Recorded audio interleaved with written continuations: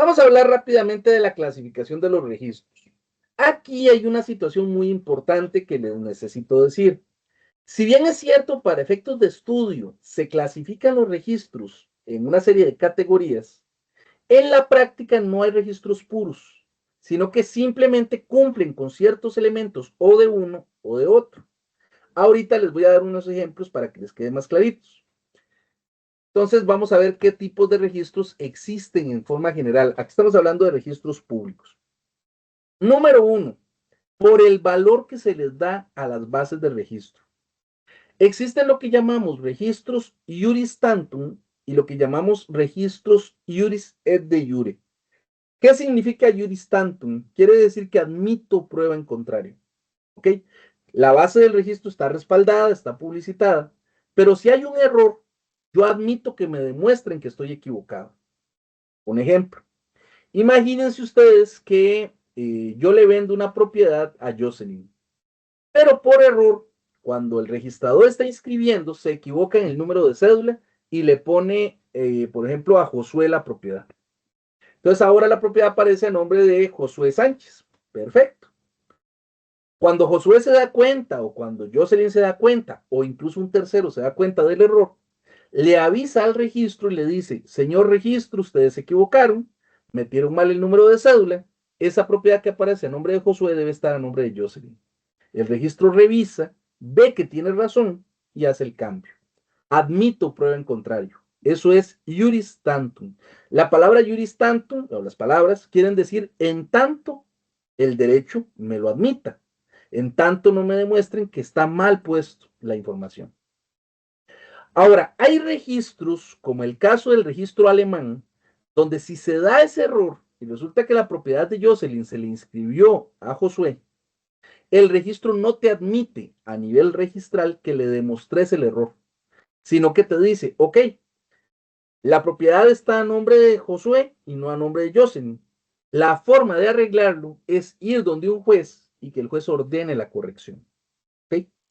Aquí a nivel costarricense, nuestros registros son principalmente iuris tantum, pero hay una protección iuris et de iure cuando hay un tercero adquirente de buena fe. ¿Cómo entendemos eso? Lo vamos a entender de la siguiente manera. Imagínense que Natacha me vende a mí una propiedad a Gustavo Núñez. ¿Okay? Por error, la propiedad no queda a nombre de Gustavo Núñez, sino que queda a nombre de Juan Pérez. ¿Okay? Juan Pérez se da cuenta de esta situación, se da cuenta de que la propiedad está a nombre de él. ¿Y qué hace? Busca a Viviana y le vende su propiedad a Viviana. La propiedad que en realidad era de Gustavo Núñez, pero estaba a nombre de Juan Pérez. Viviana no tiene por qué saber que hay un error en las bases del registro. Viviana llega, revisa el registro, ve que la propiedad está a nombre de de Juan Pérez, y ¿qué hace? Le compra a Juan Pérez. Gustavo Núñez se da cuenta después, acude al registro y dice, no vean, es que había un error. Cuando Natacha vendió esa propiedad, ustedes registro inscribieron la propiedad a nombre de Juan Pérez y no de Gustavo Núñez. Y aprovechándose de eso, Juan Pérez le vendió a Viviana. ¿Qué le dice el registro? Vea, don Gustavo, entendemos su situación, pero nosotros no podemos corregir. ¿Por qué? Porque estaríamos afectando a Viviana, que compró, adquirió su bien a las vistas de la base del registro.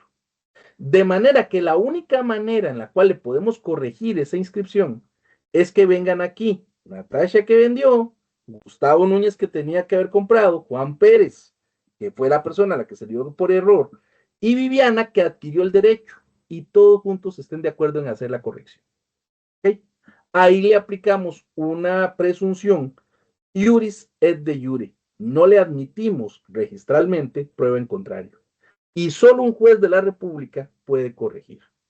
¿Okay? Otro ejemplo.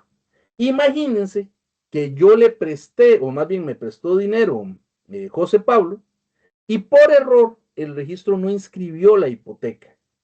Entonces yo aprovechándome de eso, o incluso sin mala fe, porque podría ser una situación sin mala intención, resulta que saco un segundo préstamo a nombre de Alexander y se coloca una hipoteca en primer grado a nombre de Alexander cuando realmente debía ser de segundo grado. En ese caso, el registro le dice, yo entiendo, don José Pablo, su problema, pero yo registro no le puedo corregir. Únicamente si un juez autoriza, se puede hacer el cambio. ¿Okay? Presunción iuris et de jure, de pleno derecho. Dime, José Pablo.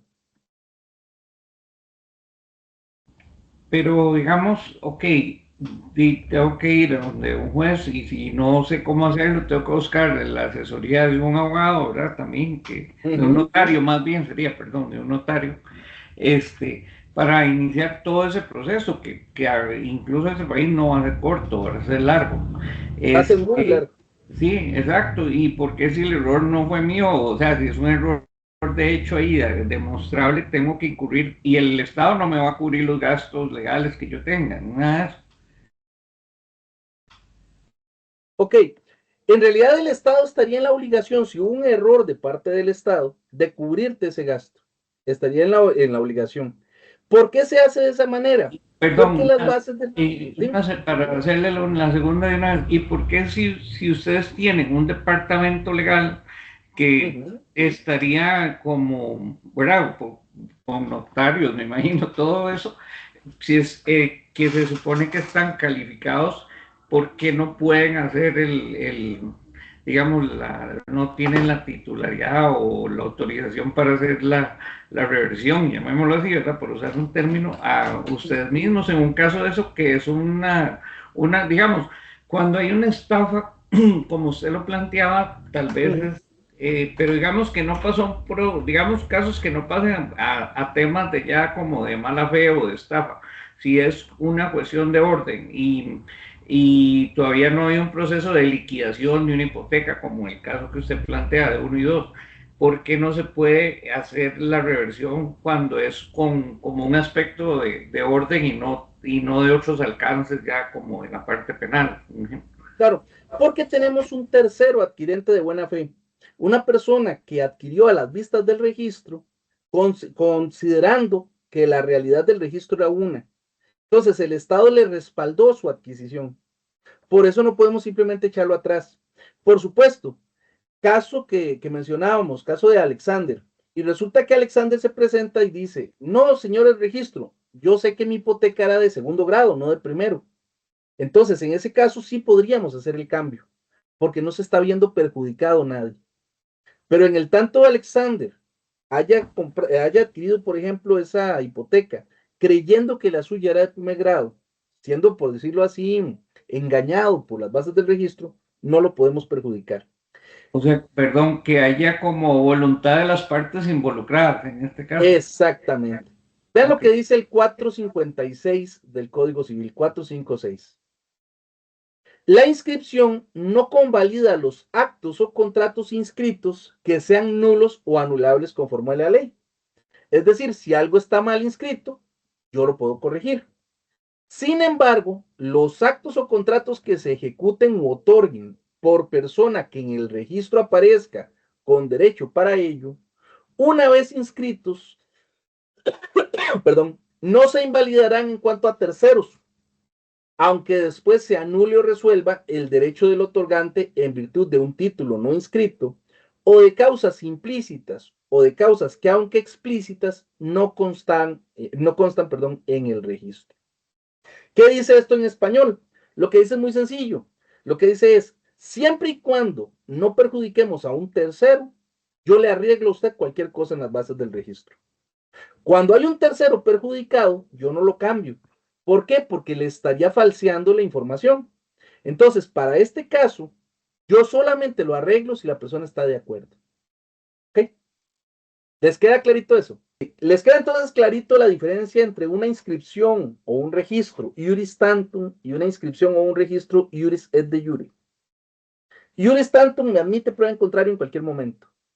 Iuris et de jure no me admite prueba en contrario, excepto que un juez lo ordene. Es el único caso. ¿Ok? También la otra posibilidad es que el mismo beneficiado esté de acuerdo, porque a veces pasa que se da una situación como esta, donde la propiedad quedó a nombre de, por ejemplo, de Juan Pérez. Juan Pérez le vende la propiedad a, digamos, a Alexander, Pero una vez que se revisa, nos damos cuenta que el error estuvo en que Juan Pérez estaba vendiendo otra propiedad. La que quería vender no era propiedad A, sino propiedad B. Entonces, llegan al registro todos, se reúnen, de hecho yo llevo procesos de esos en la asesoría, se reúnen las personas y dicen, no vean, lo cierto es que entendemos que hubo un error y en realidad no hubo mala fe porque la propiedad que me vendieron a mí, dice por ejemplo Alexander, no era la A sino la B. Juan Pérez también dice, no, vean, la propiedad que vendí no fue la A sino la B. No hubo ningún acto delictivo, se puede corregir. Pero porque todos están de acuerdo. Ahí lo que hacemos es que se hace un documento, un acta donde todas las personas admiten la situación y se ordena la inscripción del nuevo acto. También hay algunas inscripciones que son lo que se llama publicidad noticia. Hay registros que son publicidad noticia. ¿Qué es publicidad noticia?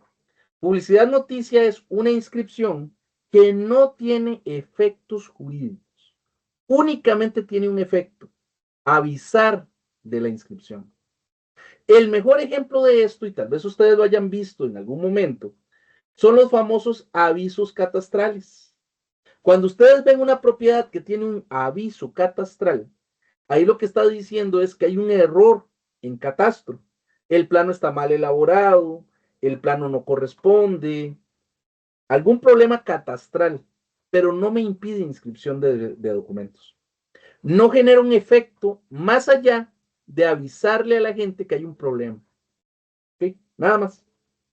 Las inscripciones que son publicidad noticia solo sirven para avisar de una situación, pero no generan ningún problema, ningún defecto, etc. Cuando hay una inscripción, por ejemplo, un aviso catastral, también una nota de prevención y otros tantos. Si, por ejemplo, yo quiero comprar la propiedad, venderla, hipotecarla, etcétera, y todas las partes están de acuerdo, no hay ningún problema. ¿Ok? ¿Por qué? Porque solo sirve para avisar la situación, nada más. ¿Están claritos? ¿O tienen Sí, dudas? Sí, perfecto. Ok. También hay registros que están encargados de ciertos actos o tienen un objeto específico en su inscripción. Por ejemplo, existen registros de personas, existen registros de bienes, registros de derechos y registros de hechos o circunstancias. ¿Ok? ¿Cuál es un ejemplo de un registro de personas? El registro civil. El registro civil es un registro de personas. Otro ejemplo, el registro de personas jurídicas. Es un registro que lo que registra son personas jurídicas. No registra ni derechos ni bienes. Aquí les voy a recordar algo. Recuerden que las personas, sean físicas o jurídicas, no son objeto de derecho, son sujetos de derecho. Las personas no son derechos, las personas son sujetos de derecho. A unas personas jurídicas, o sea, tienen bienes, tienen derechos, tienen cosas, pero no son en sí mismos derechos de otro. ¿Okay? Entonces, cuando hablamos, por ejemplo, del registro de personas jurídicas, lo que se registra es la persona, no un derecho sobre la persona. ¿Okay? Los registros de bienes lo que registran son derechos reales, pero directamente relacionados a un bien. La propiedad de un bien, la titularidad de un bien, el usufructo de un bien, etc. Eso es un registro de bienes. Por ejemplo, el registro inmobiliario es un registro de bienes. Los registros de derechos lo que hacen es registrar derechos como tales. Para los que no lo recuerden, en Costa Rica, los bienes son materiales, todos excepto los derechos. ¿Cuáles derechos? Los derechos reales y los derechos personales. ¿Okay? Entonces, por ejemplo, un registro de hipotecas, que ya no existe, existió por más de 150 años, pero dejó de existir cuando se unió con el registro inmobiliario, el registro de hipotecas, el registro de derechos de autor y conexos, etcétera, son registros de derechos. Y existen registros que son de circunstancias o hechos. ¿Qué es una circunstancia o un hecho? Es una situación jurídica que tiene un efecto jurídico en la colectividad, pero que no necesariamente es producto de la voluntad humana. Por ejemplo, el nacimiento, la muerte, etcétera, esos son circunstancias o hechos. Por eso el registro civil es un registro de circunstancias y hechos. ¿Ok? ¿Estamos claritos? Existen también registros de documentos públicos y registros de documentos privados. En Costa Rica solo tenemos registro de documento público. El registro de documento privado en Costa Rica no existe. Aquí en Costa Rica solo archivamos los documentos privados. ¿Cuál es la diferencia? Lo vimos en la clase pasada. El archivo no califica, únicamente guarda información. Si ustedes, por ejemplo, el día de hoy presentan el mejor ejemplo para esto, un contrato de fideicomiso al registro, el registro no les califica el contrato, les califica el traspaso en fideicomiso, porque eso es un documento público. Pero el contrato de fideicomiso, que es privado, únicamente lo archiva. ¿Okay? Lo guarda nada más.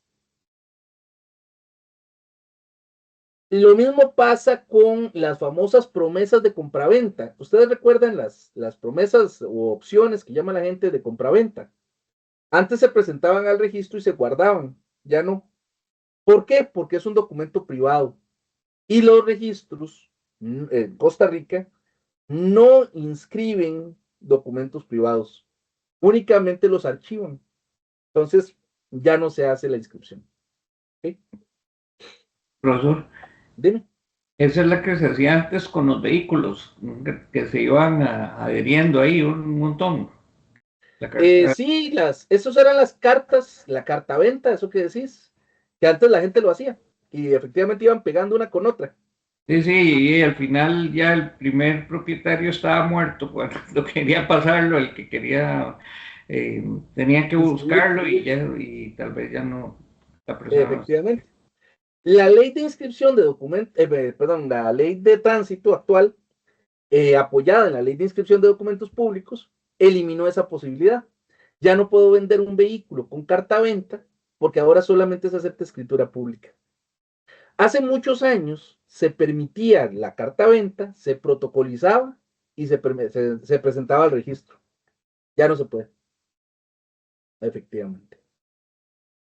De manera que si les venden sobre todo motos, que es lo más común, con una cartaventa, ustedes no son dueños, para que lo tengan clarito. Lo que les están dando básicamente es un permiso de usarlo. El vendedor sigue siendo responsable, así está en la ley de tránsito. El dueño registral es responsable, solidario, por cualquier accidente que tenga el que va manejando. Y el dueño, el que compró, no puede registrar a su nombre y puede perder en cualquier momento el bien. Por ejemplo, si imagínense que yo le vendo a Douglas un vehículo con una carta venta, Douglas va tranquilo con su vehículo, no sabe que Gustavo Núñez tiene un deudón con Goyo, porque saqué un montón de ollas y no le pagué. Entonces llegan, agarran y le embargan el vehículo, y donde Douglas va tranquilo, lo paran y le dicen, perdón, este vehículo está embargado. Los famosos capturadores lo bajan del vehículo, se llevan el vehículo, y cuando Douglas dice, no, pero es que yo lo compré, lo revisan y dicen, no, un momento, usted no compró, porque esto es una carta de venta. Las cartas de venta son privadas, no se inscriben. ¿Yes? Entonces, le entiendo que como los fideicomisos inciertos, sí se archivan, Los fideicomisos, si lo presentas en conjunto con el traspaso, el registro lo archiva, lo copia, te cobra un colón por cada página, que así está en la ley, me parece excesivamente barato, pero ni siquiera lo vuelve a ver, únicamente lo archiva. pero porque va con un documento que se tiene que registrar. Exactamente. Si Si fuera va en conjunto, solo, si fuera solo para archivar, no, no se recibe. no, si va solo te lo cancelan. Ah, ok. Es, de hecho, lo que se hace es que le ponen sin que tome nota el registro y ahí lo meten, lo guardan. Con las opciones de compra-venta, la gente lo que hace es que mete una reserva de prioridad, que la reserva de prioridad sí es un documento público, le ponen sin que tome nota el registro y meten la opción de compra-venta, siga tomando nota el registro y entonces te lo archivan, pero ni siquiera se califica, solamente lo guardan ahí, respaldan la imagen y punto. ¿Ok? Ok, vean. Existen registros, esta por favor pónganle mucha atención porque es una de las más importantes. Existen registros o actos registrales que tienen una finalidad declarativa y otros que tienen una finalidad constitutiva. Esta es pregunta de examen y es de las clasificaciones más importantes. ¿Qué es un registro declarativo o con finalidad declarativa? Es un registro donde el derecho nació antes de que yo lo presente al registro. El registro únicamente me sirve para probar, para declarar al mundo la existencia del derecho. ¿Okay? El mejor ejemplo de esto es el registro inmobiliario. Si, por ejemplo, yo le vendo una propiedad a Lisa, ya ella es dueña, aunque no presente el documento al registro. Cuando lo presenta al registro y lo inscribe, lo que hace es darle publicidad, nada más. Pero ya ella era la dueña. Por ejemplo, si yo le vendí la propiedad a Lisa y aprovechándome, perdón, de que ella no lo inscribió, yo le vendo la misma propiedad a José Pablo, yo lo que estoy haciendo es una estafa. ¿Por qué? Porque vendí una propiedad que no era mía, era de Alisa. Eso sí, para efectos de José Pablo, él tiene derecho a adquirir el bien, porque registralmente, lo que ya vimos hace un momento, la información estaba como que yo era el dueño. Pero desde el punto de vista jurídico, yo dispuse de un bien que no era mío. ¿Okay? Lo mismo pasa con vehículos. En el caso de los registros constitutivos, el registro constitutivo, el derecho nace con la inscripción, se constituye, nace con la inscripción. ¿Ok? El mejor ejemplo de un registro constitutivo en Costa Rica es el registro de personas jurídicas o mercantil. En el registro de personas jurídicas, por ejemplo, los poderes no existen hasta que se han inscrito. Las personas jurídicas no existen hasta que están inscritas. Las personerías, digamos, los cargos en las personerías no existen hasta que se logren la inscripción, etc. Y en el caso de registro inmobiliario, hay un caso, hay un ejemplo de una inscripción que es constitutiva. Y se las voy a enseñar un momento. Es la inscripción de lo que es la habitación familiar. ¿Ok? Se los voy a enseñar un momento.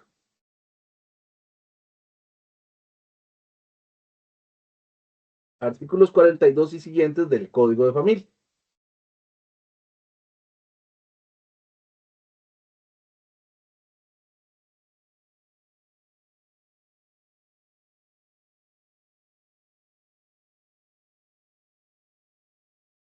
Vean lo que dice el artículo 43. 42 y siguientes tiene la habitación familiar. Vean lo que dice el 43. La afectación la da el propietario. Bueno, esta parte me la voy a brincar un segundo. Tanto la afectación como su cesación deberán hacerse en escritura pública e inscribirse en el registro correspondiente y surtirá efectos desde la fecha de su inscripción. ¿Okay? Surtirá efectos desde la fecha de su inscripción. ¿Qué quiere decir esto? Esto quiere decir que si, por ejemplo, el día de hoy se presenta Juan Pérez donde mí y me dice, don Gustavo, quiero ponerle una habitación familiar para proteger mi propiedad y yo hago la escritura, pero no la presento al registro y le cae un embargo a esa propiedad, ese embargo está por encima de la habitación, aunque fuera posterior a que lo hicieran. Si, por ejemplo, Juan Pérez llegó y vendió la propiedad sin autorización de su esposa, que es una de las cosas que tiene la habitación familiar, y no estaba la habitación familiar inscrita, la venta que hizo Juan Pérez es perfecta. ¿Okay? Etcétera. ¿Por qué? Porque surte efectos desde la fecha de su inscripción. Es una inscripción constitutiva. ¿Okay? ¿Eso les queda clarito? Se los voy a repetir. Ese artículo es Inscripción del Código Civil. 43. No, de familia. 43. Código de familia. ¿Ok? Se los voy a repetir. Las inscripciones declarativas, el efecto, el derecho nació desde el momento mismo de la inscripción. Perdón, Constitución. Únicamente llegó al registro para efectos de prueba, para efectos declarativos. En el caso de las inscripciones constitutivas, nacen con la inscripción los derechos. Si no está inscrito, no existe el derecho. Les voy a contar una anécdota totalmente cierta. Hace muchos años, cuando yo era registrador, resulta que, bueno, no fui registrado hace tanto, pero la anécdota sí es de hace muchos años. Resulta que presentaron un documento donde una persona X le vendía una propiedad a una sociedad. El documento decía que la sociedad estaba en trámite de inscripción. Cuando se presentó el documento, ya la sociedad estaba inscrita, pero el momento de la venta, la sociedad estaba en trámite. Cuando a mí me llega el documento, yo lo cancelo. Me llega y le digo, ok, este documento se le vendió a una persona inexistente. En el caso de las personas físicas, esto es un paréntesis nada más. Caso de las personas físicas, la existencia de la persona física inicia con el nacimiento. Hay una ficción que dice que para efectos de lo que le beneficia, yo puedo retrotraer el efecto hasta 300 días antes. Tan es una ficción que 300 días es más de 9 meses. O sea, es como un embarazo de 10 meses, pero bueno, ya es otra cosa. Para efectos de las personas jurídicas, la existencia de la persona jurídica inicia con su inscripción, con el acto administrativo que la reconoce como persona. Y no tenemos la ficción que sí existe en las personas físicas. Por lo tanto, la venta, donación o cualquier otro acto a favor de una persona jurídica no inscrita es inválida. ¿Okay? Yo cancelo el documento. La notaria llegó al registro a reclamar. Primero, bueno, había una coordinadora que ya no está como coordinadora, de hecho ya no trabaja en el registro. No había entendido muy bien, entonces al principio ya creía que tenían razón. Me llamó cuando eso uno salía a atender al público. Yo salí, le expliqué, pero como no me creyó, fue a hablar con el coordinador general. El coordinador general le dijo que efectivamente la existencia de la persona jurídica inicia con su inscripción y por lo tanto el documento estaba bien cancelado. Con el agravante que era una propiedad de varios millones de dólares en Guanacaste y la cancelación de ese documento fue el último día del año, con lo cual la propiedad le quedaba ahí como en un peligro. Pero bueno, ya eso fue una culpa del notario. ¿Okay? Entonces, les queda clarito. Esto es pregunta de examen. ¿Okay? La inscripción o lo que es el registro declarativo surte efectos desde que se hace el documento, aunque no esté inscrito. La inscripción o lo que es el registro constitutivo surte efectos desde su inscripción, no antes. La inscripción le da existencia. ¿Okay? ¿Están claros? Hay otro casito muy interesante que le pasó a un equipo de fútbol de los llamados tradicionales de Costa Rica. Un equipo de fútbol de los que podemos llamar importantes, si es que existe un equipo de fútbol importante en Costa Rica, y lo digo a pesar de que soy sapricista. Ok, resulta que llega un equipo de fútbol y destituye a su junta directiva, nombra nueva junta directiva, presenta el documento al registro y se lo cancelan. Se lo sacan defectuoso. Con el paso del tiempo no arregló y se lo cancelaron. Pero la nueva junta directiva empezó a tomar decisiones. Todas las decisiones que tomó esa junta directiva eran inválidas. Tuvieron que ratificarlas. ¿Por qué? Porque el no estaba inscrito y por lo tanto la junta directiva no existía. No estaba inscrita. ¿Ok? Eso para que lo tengan clarito. ¿Ok? Esa es la diferencia entre constitutivo y declarativo y es importantísima desde el punto de vista jurídico. También existe otra clasificación importante. Los registros según la forma en la cual llevan sus bases de registro. Existen los registros de folio real y los de folio personal. Para que les quede claro, les voy a explicar el origen del nombre, para que no les pase lo que le sucedió una vez a un señor ahí del registro, que en una persona que le tengo cierto aprecio, pero tuvo un cargo importante en el registro, ya no está, y resulta que dijo en una conferencia que el folio real ya no existía, pero eso era por un error de concepción. Folio, la palabra folio quiere decir hoja. La palabra real viene de una palabra latina que es res. Res significa cosa. Folio real quiere decir una hoja para cada cosa. ¿Por qué se llamaba en el pasado folio real? Porque en el pasado lo que se hacía era que a cada bien le ponían una hojita. Y dentro de esa hojita le ponían un número y ahí se iba llevando toda la información de esas cosas. Por ejemplo, de una propiedad o un vehículo. Folio personal quiere decir hoja por cada persona. Entonces, a una persona, Gustavo Núñez, por ejemplo, le abrían una hojita, un folio, y ahí van llevando los bienes de Gustavo Núñez. ¿Ok? Ahora les voy a enseñar sobre el folio real para que vean que sí existe. Insisto que después de que esa persona lo dijo, yo le dije, ya luego de la conferencia, obviamente no se lo iba a decir en media conferencia, pero yo le dije, mira, estás equivocado y le expliqué el por qué. Pero como era una persona que en su momento tuvo un cargo importante, resulta que la gente empezó a repetirlo y todavía yo escucho gente decir no existe el folio real en Costa Rica. Les voy a enseñar. No sé si ustedes saben que el Poder Judicial tiene un diccionario. Cuando ustedes quieran buscar significados para procesos judiciales, usen ese diccionario porque es el oficial de la Corte. Sale ahí en internet, ¿verdad? Exactamente, se llama el diccionario usual del Poder Judicial. Gracias. Vean lo que dice sobre el folio real. Folio real es una técnica de individualización registral de un bien, en este caso inmuebles, ¿verdad?, que consiste en destinar a cada propiedad un folio especial en el que por orden cronológico se realizan los asientos generados por los documentos que se presentan para inscripción o anotación. Voy a brincar esta parte, que es un sistema registral de cómputo o informático que contiene títulos de propiedad y sus anotaciones, notas, inscripciones o cancelaciones. ¿Okay? ¿Qué es el sistema de folio real o el registro por folio real? Es un registro donde la información se lleva por el bien. Se ordena por el número del bien, número de matrícula del bien. ¿Qué es un registro de folio personal? Es un registro donde la información se lleva por la persona. El registro civil es un registro de folio personal. ¿Qué hacen en el registro civil?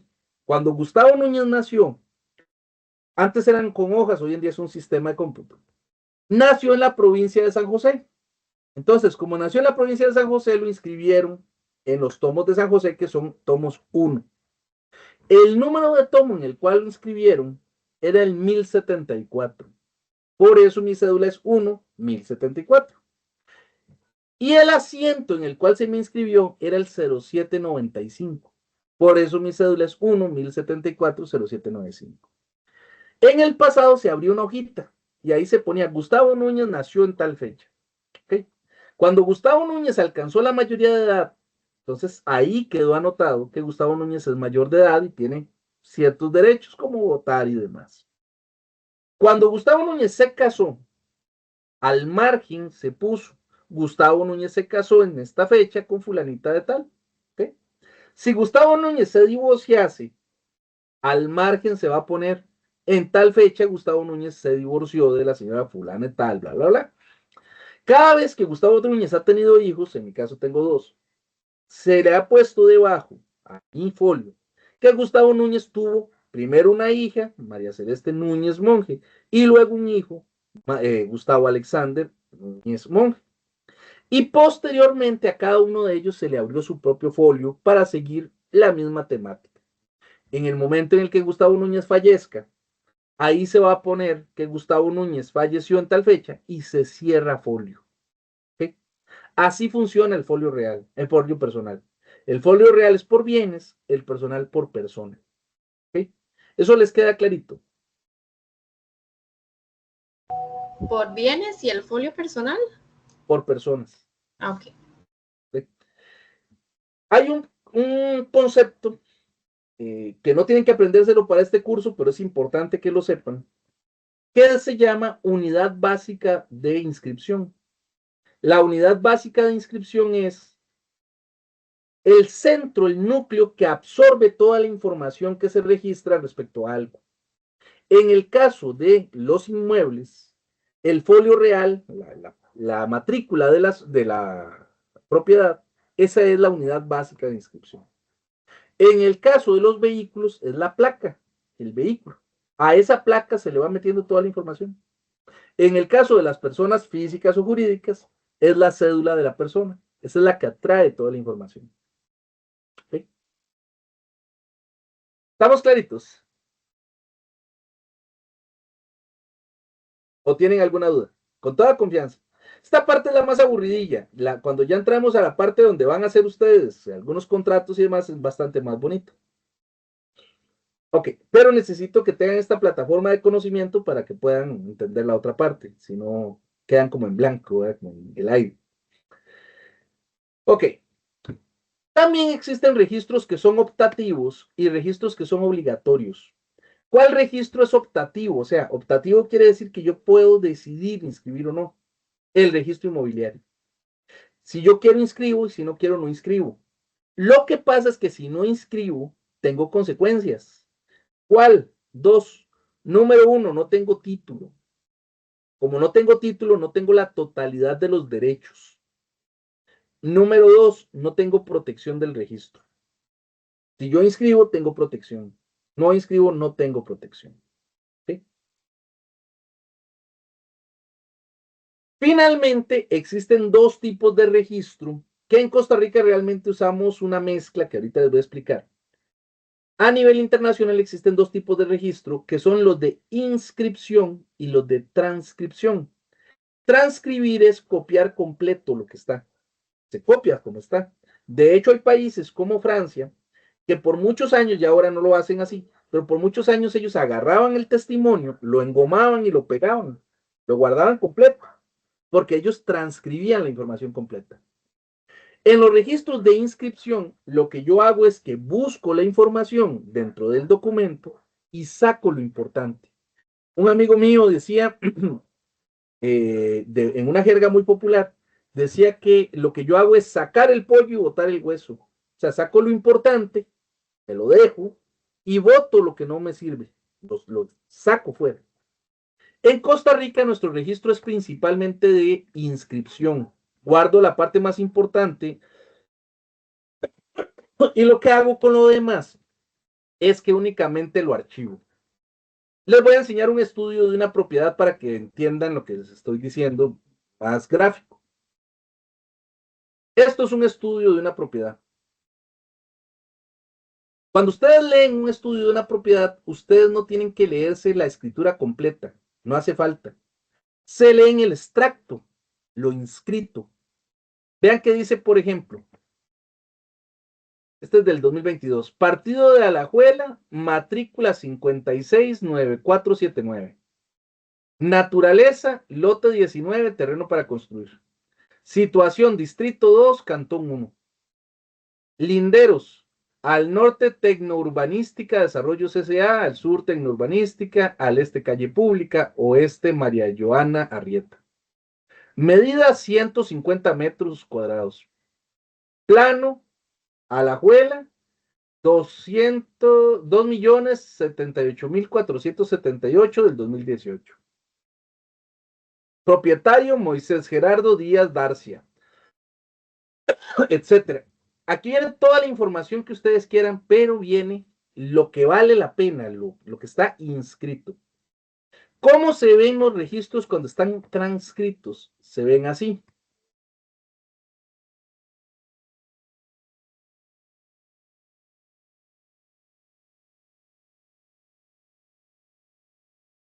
Esto es un registro transcrito.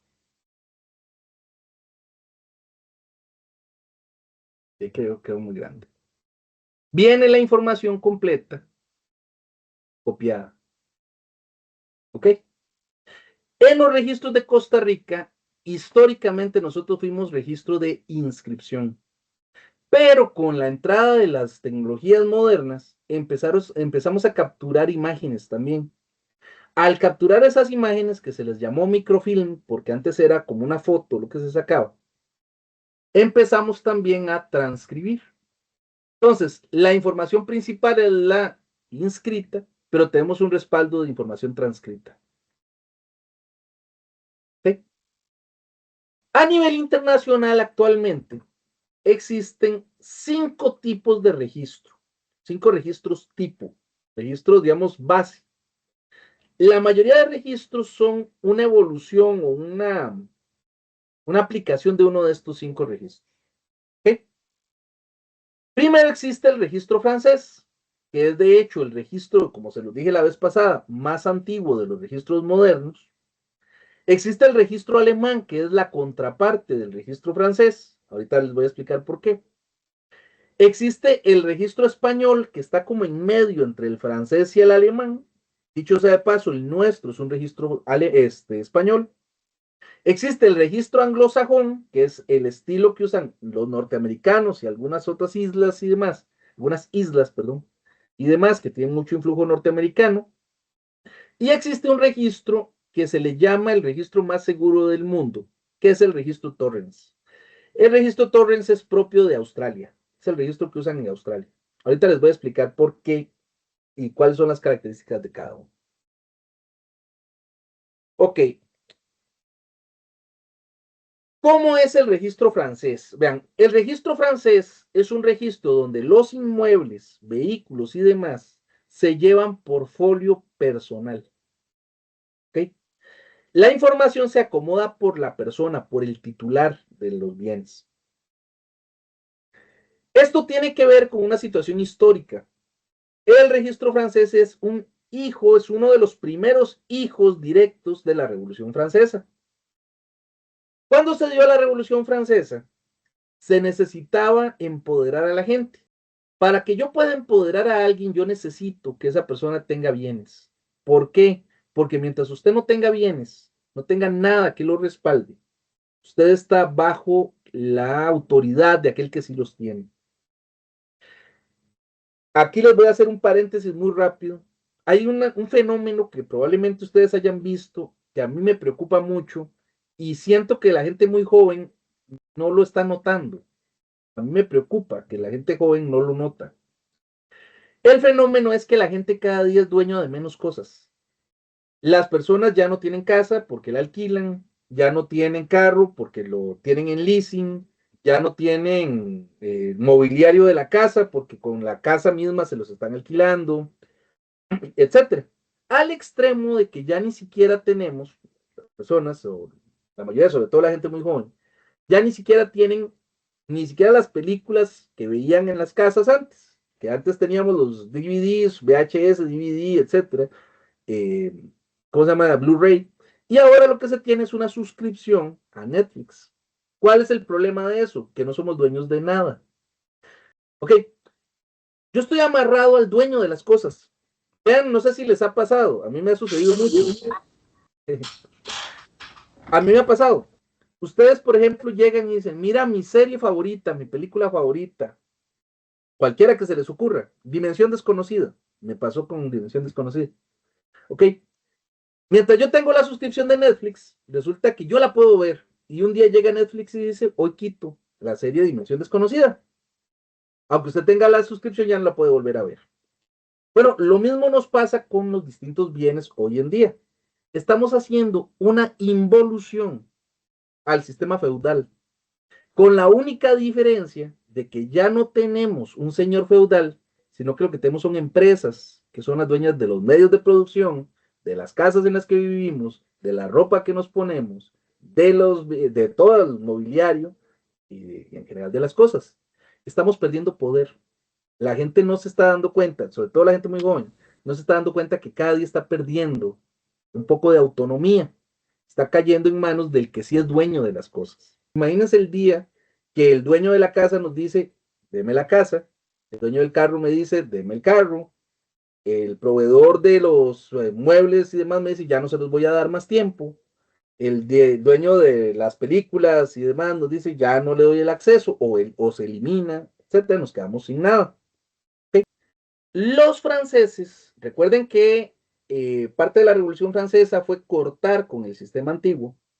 A partir de ahora, todo el mundo tiene derecho a propiedad privada. Todo el mundo lo vamos a empoderar. ¿Cómo? Haciendo lo que pueda ser dueño aunque muchos tanto ficción, porque no todo el mundo llegó a ser dueño de cosas, pero todo el mundo tiene la posibilidad de ser dueño de las cosas. ¿Cómo le defiendo yo que usted sea dueño de las cosas? Por medio de un registro que permita que usted demuestre de qué es titular. El registro francés lo que hace es decir, a mí no me interesa la propiedad por propiedad, a mí me interesa la propiedad como un medio para Gustavo, me interesa el vehículo como un medio para Douglas, me interesan los derechos de autor, hipotecas, etcétera, como un medio para José Pablo, etcétera. Entonces, por eso, el registro francés es un registro de folio personal. Se centra en la persona, a partir de ahí los derechos van enfocados a la persona. Esto tiene un problema. Como se enfocaron en la persona y no los bienes, existe la posibilidad de que un mismo bien quede inscrito a nombre de varias personas. Y pasa. Sobre todo en los registros más antiguos, en las inscripciones más antiguas que se tienen en Francia, en París, que es el registro más antiguo del estilo modelo francés, pasa esto. Hay propiedades que aparecen inscritas a nombre de 2 o más personas. Y no nos damos cuenta fácilmente porque no hay cruce de información. La información está directamente relacionada a la persona. ¿Okay? La forma en la que se llaman los asientos en Francia era de transcripción y no de inscripción. Es decir, a ellos lo que les interesaba era agarrar el documento completo en el que usted adquirió un derecho y pegarlo, guardarlo. De hecho, lo que hacían era engomarlo, pegarlo e ir haciendo como un cuadernito que se iba guardando por cada persona, todos los bienes que adquiría. El registro francés es un registro que es declarativo, no es constitutivo. Para ellos el registro servía porque le estaba dando respaldo a la información que ya era una realidad. Para ellos no era constitutivo, era simplemente declarativo. La inscripción era obligatoria, pero era o es, de hecho todavía sigue siendo obligatoria, pero para el notario, no para el adquirente. Y como se hace de esta manera, en Francia y otros lugares que tienen el modelo francés, se requieren de los medios complementarios para asegurar las inscripciones. Esto funciona de la siguiente manera. Yo tengo una propiedad y se la ofrezco a Silvia. Entonces, vamos a ir donde un corredor y esa persona va a asegurar, hacer un estudio profundo y va a asegurar que yo soy el propietario y por lo tanto se me puede comprar esa propiedad. Lo que hace es asegurar la titularidad del bien para evitar que la persona que está comprando sea estafada. Y le van a dar un porcentaje. Una vez que revisan, dicen, sí, hay un 90% de posibilidades de que Gustavo es el dueño. Hay un 99% de posibilidades de que Gustavo es el dueño. Hay un 50%. Y de acuerdo a ese porcentaje, se respalda la compra. ¿Okay? Si al final Gustavo no era el dueño, entonces hay un seguro que paga por la pérdida de esa propiedad. Así es como funciona el sistema francés. Para los franceses era fácil cambiar la inscripción. Ellos decían, mira, me equivoqué, lo arreglo. ¿Okay? Para ellos es fácil eso no les causa un trauma como nos pasa a los latinos o como le pasa a otros pueblos. Por eso es de esta manera. Un ejemplo de un registro francés a nivel latinoamericano es el registro de Panamá. No sé si ustedes saben que Panamá tuvo mucha influencia francesa y de hecho el canal de Panamá lo empezaron a construir los franceses. Lo que pasa es que no lo terminaron, lo dejaron abandonado y se fueron. Y los norteamericanos lo tomaron y lo terminaron. En la acera del frente están los enemigos históricos de los franceses. Creo que esto se los mencioné en una clase anterior. El registro alemán es un registro que es la cara opuesta al registro francés y nació de hecho como vamos a contestar lo que hicieron los franceses, pero con una institución al estilo alemán. El registro alemán es un registro de folio real, es un registro enfocado en la propiedad. En el modelo alemán, a ellos no les importaba que Gustavo Núñez tuviese una propiedad o que Juan Pérez tenía una propiedad. ¿Qué les importaba a los alemanes? Les importaba que esta propiedad era de Gustavo.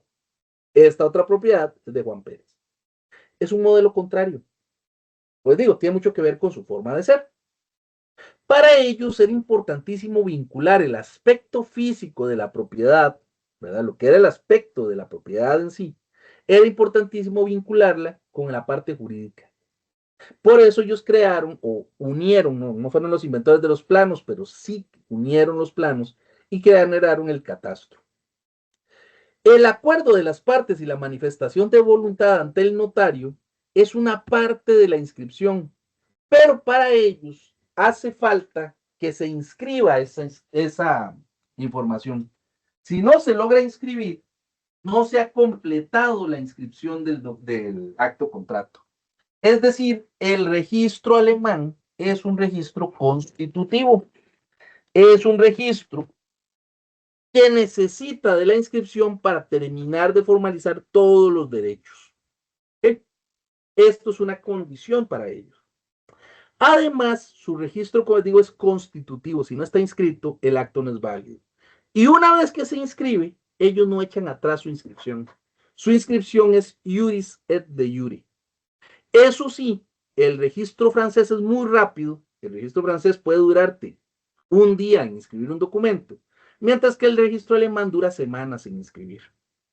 El registrador alemán hasta puede llamar, si quiere, a las partes para ver si efectivamente se está vendiendo una propiedad. Es un registro lento. ¿Ok? Se supone que el registro alemán solo admite derechos perfectos. De hecho, nuestra norma, nuestro código notarial dice que las escrituras públicas son documentos perfectos. Eso es porque copiamos algunas ideas de Alemania y no lo aplicamos igual. ¿Ok? Y las modificaciones solo se pueden llevar en vía judicial. ¿Ok? Da una protección total al que compra o adquiere un derecho a las vistas del registro. El sistema no requiere de absolutamente nada más. Con solo ir al registro se puede revisar la información y es suficiente para que se puedan llevar a cabo cualquier negocio. No requiere nada. Es suficiente por sí mismo. ¿Ok? La titularidad, por la forma, al ser llevado de esta manera de inscripción ¿cómo se llama esto? De folio real, es prácticamente imposible que una misma propiedad aparezca a nombre de dos o más personas. ¿Ok? Para ellos, solo lo que está inscrito existe, lo demás prácticamente es como si no existiera. ¿Ok? El registro alemán, como les digo, era la acera del frente del registro francés. En el medio estaba el español, pero todavía no lo voy a tocar porque ese es el nuestro. Entonces voy a brincarme un segundito y vamos a hablar del registro anglosajón. El registro anglosajón es el registro que utiliza Estados Unidos, algunos lados, no todos, pero algunos lados de Inglaterra y algunas colonias o islas y demás, como Puerto Rico, que están muy relacionadas con la historia norteamericana y ciertos lugares de Inglaterra. Para ellos, el registro me sirve porque me da una idea de dónde está la información, pero ellos tienen algo extra. Ellos tienen lo que se llama la seguridad de título. ¿Okay? ¿Qué es seguridad de título? Básicamente es el título de propiedad. Ustedes han visto, le han puesto atención en las películas norteamericanas, que la gente dice, necesito las escrituras de la casa para poder vender o comprar una casa. O necesito los papeles, llego a una compraventa de vehículos y firmo el documento, me dan el papelito y dicen, ya usted es dueño, no tengo que inscribir el vehículo. Eso es porque para ellos lo importante es el título. Eso tiene mucho que ver, entre otras muchas cosas, con el tamaño de países como Estados Unidos o Inglaterra, con el hecho de que tenían colonias y todo por todo lado. Esto hace que sea necesario tener algo que yo pueda andar, que yo pueda tener en mis manos para demostrar la titularidad. ¿Okay? Tiene ventajas y desventajas. Ventaja, es muy fácil traspasar propiedades. Si yo quiero venderle, por ejemplo, a Natalie una casa, lo único que necesito es tener el documento, endosárselo y ya. Pero tiene una gran desventaja. Si yo pierdo el título, es muy difícil que yo demuestre la titularidad de un bien. Lo mismo pasa con vehículos y demás. En resumen, el sistema anglosajón se basa en seguridad de título y sin el título no puedo ser dueño de la propiedad.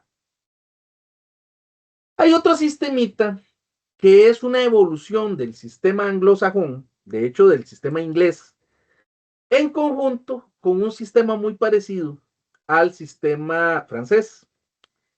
Es como una amalgama de sistemas, que se llama el sistema Torrens. El sistema Torrens es el sistema más seguro del mundo. Para ponerles un ejemplo, este sistema se empezó a usar en 1858 y a partir de que se empezó a usar se cobraba un seguro por cada propiedad que se inscribía. En 1958, pasados 100 años, dejaron de cobrar el seguro porque nunca se habían robado una sola propiedad. Entonces, como nadie había perdido una sola propiedad, dijeron, pues, ¿para qué vamos a seguir cobrando ese seguro? Es innecesario. Totalmente seguro. ¿Cuál es el problema del sistema Torrens? Es un sistema lentísimo. Es un sistema que se creó exclusivamente para Australia. Solo ahí se aplica prácticamente. Australia y algunas otras islas cercanas a Australia, todas en Oceanía. Y lo que hicieron fue combinar sistemas, como digo, como el anglosajón, donde hay una seguridad de título, con sistemas donde además tenemos un registro. Entonces, ¿cómo funciona? Imaginemos que Valerie inscribe una propiedad. Entonces se crea el registro a nombre de ella y se le da además un título, como si fuera en Estados Unidos, pero con un registro central, como si fuera Costa Rica o Francia, etc. Imaginemos que Valerie le va a vender la propiedad a Tania. Entonces, ¿qué se hace? Lo que hacen es que Valerie le entrega el título a Tania, además de hacer todo el negocio, para que Tania llegue al registro, entregue el título, se destruya ese título y se genere un nuevo título a nombre de Tania. Es decir, es como una amalgama de sistemas. Tenemos un registro central, pero también tenemos un título. Imaginemos que Tania después quiere hacer una hipoteca donde William va a ser el acreedor. Tania le entrega el título a William, que dice que no tiene hipotecas, para que William se presente, hagan la hipoteca, se destruya el título y se genere un nuevo título donde dice que William es acreedor dentro de la propiedad que le pertenece a Tania. Problema de este sistema, es lentísimo. Es el sistema más seguro del mundo, pero es también el más lento del mundo. A veces una inscripción dura un mes. Si la gente aquí en Costa Rica a veces se quiere volver loca cuando le duran 2 semanas, imagínense ustedes si le duraran un mes inscribiendo. Okay.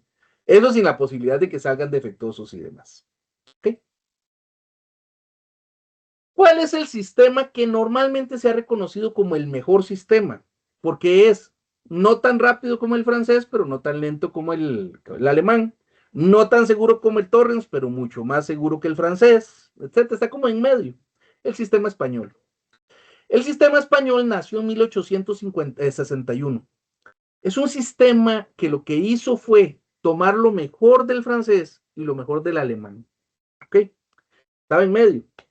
Nació con la ley hipotecaria de 1861 y básicamente lo que hizo fue generar un registro de folio real como el alemán, pero que funcionara con ciertas condiciones del sistema francés.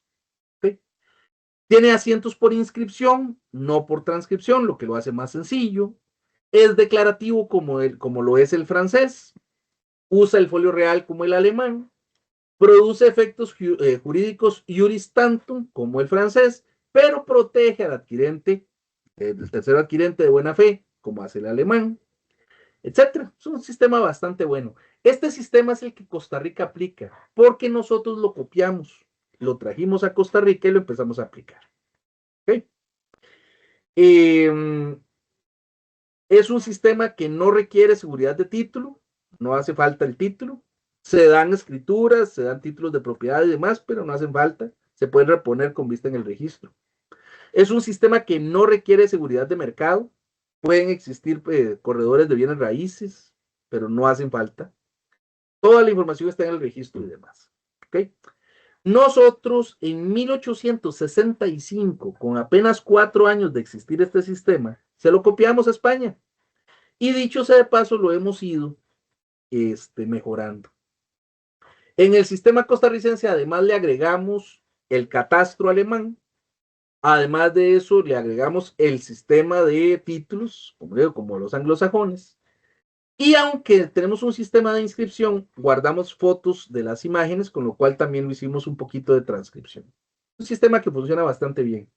De hecho, a nivel latinoamericano, el registro costarricense se considera el segundo mejor. El primero se dice que es el de Argentina y el segundo se dice que es el de Costa Rica. Realmente estamos bastante bien en eso. ¿Ok? ¿Tienen alguna duda hasta ahí? ¿Algo que no les haya quedado claro?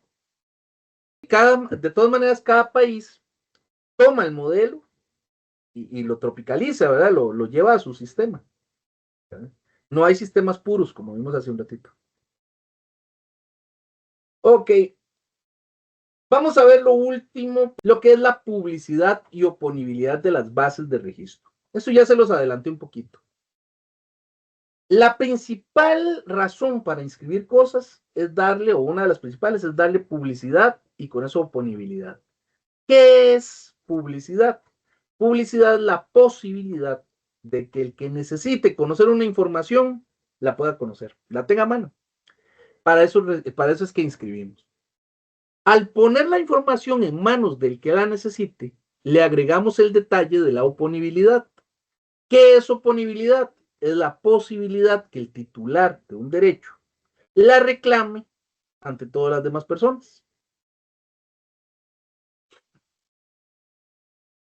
La publicidad ha estado con el registro desde tiempos inmemoriales.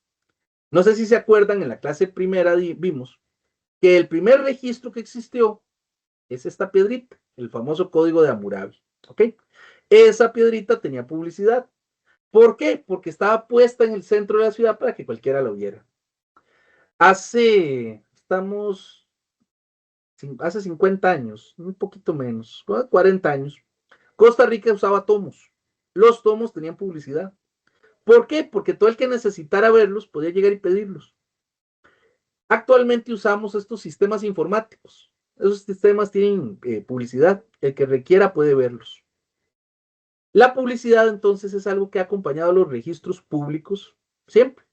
Necesario, si no, no tenemos un registro público. Algunos llaman por aquello que quieran apuntarlo, esto a veces aparece así en los libros y demás. Algunos a la publicidad registral le llaman cognoscibilidad. ¿Por qué cognoscibilidad? Porque es la posibilidad de ser conocido. Entonces algunos llaman así. Dentro de la publicidad hay un conceptito interesante, el concepto de interés legítimo. ¿Qué es interés legítimo? La posibilidad de que yo pueda revisar las bases de registro. Se supone que si bien la información es pública, yo solo la puedo revisar para efectos de algo que la ley permita. Por ejemplo, para hacer un negocio con una persona, para embargar a la persona, etc. ¿Okay? Se supone, y ojo que es un supuesto, que yo no puedo revisar, por ejemplo, quién tiene más propiedades para ver si lo puedo secuestrar o para ver si lo puedo extorsionar y entonces le saco más dinero. En la práctica, desgraciadamente, podría suceder. ¿Por qué? Porque no hay un control. Costa Rica es un país, por las condiciones que hemos tenido históricas, es un país bastante seguro a nivel histórico, donde nosotros tenemos como un principio que el hecho de que yo revise la información hace suponer el interés legítimo. ¿Okay? Hay países donde no es así. A nivel internacional hay países que han tenido que restringirlo. ¿Cuáles países lo han restringido? México, Colombia y otros países que han tenido problemas de secuestros y demás. Por dicha, Costa Rica no hemos tenido ese problema. Hasta ahorita, pues, no es que no se hayan dado secuestros y cosas similares, pero no es tan común. Entonces nosotros tenemos abierto eso para que cualquiera que necesite revise. ¿Cómo se entiende que un país, por un lado, diga que la información tiene publicidad, pero por el otro restrinja el que yo pueda ver determinada información? Eso se entiende porque la información está puesta para el que la necesite y lo que se hizo fue cambiar el canal de revisión, simplemente. ¿Cómo lo hacen? Normalmente lo tiene que hacer un notario. En el caso de Costa Rica la puede hacer cualquiera. La publicidad tiene 3 efectos. El hecho de que algo esté publicitado tiene 3 efectos. Un efecto negativo, un efecto positivo y un efecto neutral. Cuando decimos negativo no quiere decir malo, sino efecto en negativo, en negación. ¿Qué es publicidad negativa? Publicidad negativa es que lo que no está inscrito y debería estar inscrito no existe para terceros. Eso está en el 455 del Código Civil. Se los voy a enseñar un segundito. Vean lo que dice acá en el 455. Los títulos sujetos a inscripción que no estén inscritos no perjudican a terceros, sino desde la fecha de su presentación al registro. Y nos agrega, se considerará como tercero aquel que no ha sido parte en el acto o contrato a que se refiere la inscripción. ¿Okay? ¿Qué quiere decir eso en buen cristiano? Lo que quiere decir es lo siguiente. Lo que deba inscribirse y no se presenta al registro, no existe. Ojo, no existe registralmente. Yo no puedo exigirle a Silvia, a Carlos, a Lisa, a Tania, etcétera, que conozcan de una información que debería estar inscrita y no se presentó al registro. No tienen por qué saberlo. Es como que no existiese. Igual, para efectos de un notario, no hay una situación donde se le ordene, por decirlo así, saber de algo que debería estar inscrito y no está presentado. Ahora, les voy a contar algo que vale plata, esto que les voy a decir, porque ya he visto el error en más de una persona. Resulta que allá por 1998 se creó el código, código notarial y se reformó el Código Civil. Propiamente se reformó el artículo 468 del Código Civil. Se reformaron otros artículos, pero este es el importante.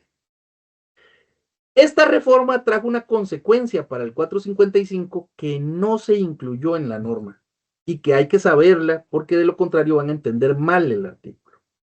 Les voy a enseñar el artículo 468 con su reforma. Este articulito fue reformado. Vean que dice aquí el 468. Dice acá, la anotación provisional será cancelada por el registrador al determinar la caducidad e inscribir nuevos títulos. Así reformado el 17 de abril del 98. ¿Por qué este artículo tiene este pedacito? Porque resulta que antes de 1998 las anotaciones no caducaban. Uno podía presentar una anotación, un documento, quedaba anotado, salía defectuoso, y podían pasar 30 años y estaba ya anotado. Y la anotación estaba vigente, estaba viva. Pasaba el tiempo y de pronto la corregían y se inscribía. Y eso sucedió por más o menos unos 100 y resto de años. ¿Okay? En 1998, y vieran qué terrible era ser registrador en ese entonces, porque uno encontraba documentos que estaban haciendo presa, estaban pegados uno detrás de otro. Yo le vendía a Natalie y resulta que salía defectuoso, pero Natalie le vendía a Carlos y Carlos le vendía, y no podía inscribirse porque Natalie no estaba como dueña, pero no se le cancelaba. Y Carlos le vendía a Tania y tampoco se podía inscribir, pero tampoco se cancelaba. Y Tania le vendía a William y ahí seguía. Era una cosa terrible. Cadenas le llamábamos de anotación. En 1998 el legislador se dio cuenta que esto era una barbaridad, esto era un problema. Entonces puso a caducar las anotaciones. El artículo 468 dice lo siguiente. El plazo de caducidad que se refiere al inciso 5 de este artículo se suspende, perdón, es los títulos que no puedan inscribirse definitivamente por cualquier defecto que lo impida, esa anotación tendrá una vigencia de 1 año y quedará cancelada de hecho si dentro de ese término no se subsana el defecto. A partir de ahí, las anotaciones caducan. Esto tenía que haber afectado el 455. Y cuando aquí dice, los títulos sujetos a inscripción que no estén inscritos no perjudican a terceros, sino desde la fecha de su presentación al registro, debería decir, siempre y cuando esté vigente la anotación. Porque una anotación cancelada o caduca es como si no existiera. Tiene publicidad negativa. No existe. ¿Okay? Si yo presento una inscripción, por ejemplo, a nombre de Tania, le vendo una propiedad a Tania, se presenta el registro, se anota, sale defectuoso y pasa un año, esa anotación está caduca. Y para efectos de todos los demás, es como si nunca se hubiera presentado el registro. ¿Ok? La próxima clase vamos a entrarle de nuevo a eso para que les quede más clarito, pero por ahorita me interesa que sepan eso. El artículo hay que entenderlo con la reforma, porque recuerden, las leyes se entienden no de forma aislada. Yo no puedo entender un artículo aislado, entiendo sistemático, pero lo lógico es que este artículo hubiese sido reformado. El 468 se reformó y como ustedes pueden ver, este no se reformó. ¿Okay? Tenía que tener una reforma aquí de 1998, no la tiene. Entonces, publicidad negativa, si quieren esto lo apuntan, publicidad negativa o en negativo. Lo que no está presentado al registro no afecta a terceros, es como que no existiese. Y lo mismo pasa con las anotaciones caducas o canceladas. Aunque se haya presentado al registro, ya no afectan a nadie. ¿Okay? Publicidad en positivo. La publicidad en positivo es exactamente lo contrario. Lo que está vigente en las bases de registro, sea anotado vigente o inscrito, afecta a todo el mundo, afecta a terceros. O lo que es lo mismo, nadie puede alegar que no conoce las bases del registro. ¿Okay? ¿Les queda clarito eso? ¿O les queda duda? Si les queda duda, con toda confianza. De mi parte no, profe. Perfecto.